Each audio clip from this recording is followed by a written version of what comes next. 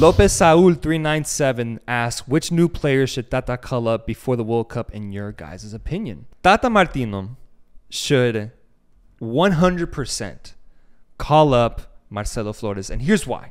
Okay. Here's why. I want to finally talk about this kid because we sporadically mention him throughout the podcast. Yeah. I don't actually even know your thoughts on him. Right. You, on the pod or outside, we don't talk about We don't this talk guy, about really. it. We don't talk about this. So I want to get my shtick in first. Mexico has a surprisingly good track record with youth inclusion in World Cups.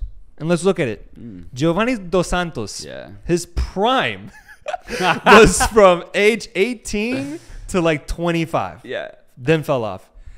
Chicharito participated in the 2010 World Cup and was our top leading scorer as an early 20-year-old. Right. Carlos Vela, impactful, good, played a great role for the Mexican national team in the World Cups. Guys like Pablo Barrera, if you remember him, so active off the bench, but so young as well. There's always been like this pattern of, especially with strikers, offensive forces, that when they're given a chance as youngins, they seem to like really take advantage of it. Marcelo Flores almost feels like a copy of that type of player.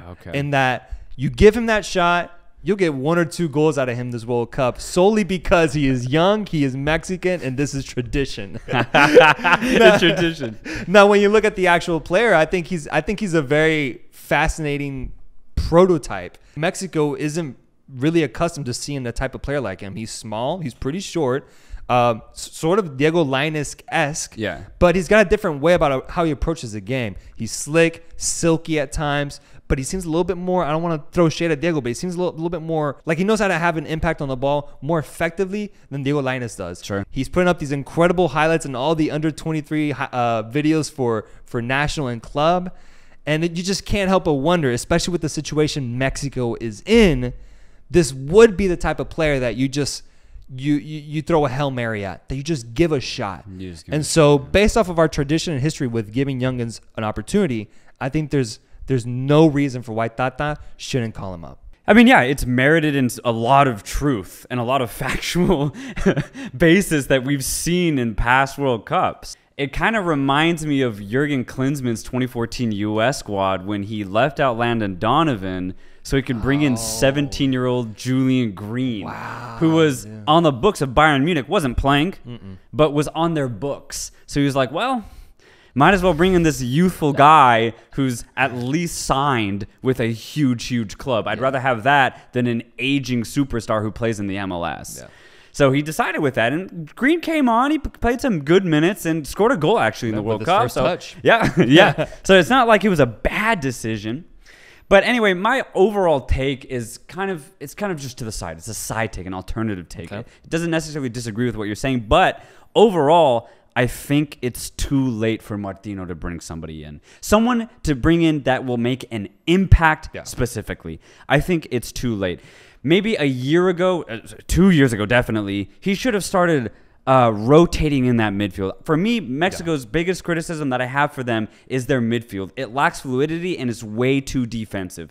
If I was Martino a year ago, I would have started playing around with players like Juan Pablo Vigón, even Aldo Rocha, and at the back, right, Chaka Rodriguez not really cutting it out. George Sanchez a little iffy sometimes. I would have tried Alan Mosso at right fullback, man. Got to. Just try these Liga MX players that are dominating in their league. Yeah, they might not be as on paper skilled as the starting midfield or Chaka or whatever, but they have a little bit different spice, man. You know, they add something different, but Martino's refused to even try that. So if he hasn't tried that a year ago, he's not trying it 6 months out from the tournament, man. And it sucks because there are players I think that could make an impact, but for me, it's too late. And you think about like is he even if he does give Marcelo Flores that call up, is he gonna start him? He's not. Is he even gonna give him a few minutes off the bench? Probably not. And like I was watching the game against Guatemala, and they called up the goalkeeper Acevedo, called him up, and I was just thinking like, dude, Ochoa started every World Cup qualifying game. Like this kid isn't gonna get playing time. No. It's going to have to be like an injury that's going to have to take out one of these players. Exactly. So, yeah, I actually do agree with your take fully. And also with the players that you mentioned, I think the same thing as what you just said. I think very highly. And, like, they do add a different spice, a different type of flair. Alan Moso right now, dude, is incredible form. He got his team to the CONCACAF Champions League final. Yeah, and he's been playing so well for, like, 3 years now, just starting every game for Pumas. And it's just, like, not even one real call-up. Mexican Trent Alexander-Arnold, man. Yeah, there you go. Give him a shot, bro. But yeah, no, I think those are some of the players that we think should be called up, and that's kind of like the situation regarding call-ups with the Mexican national team.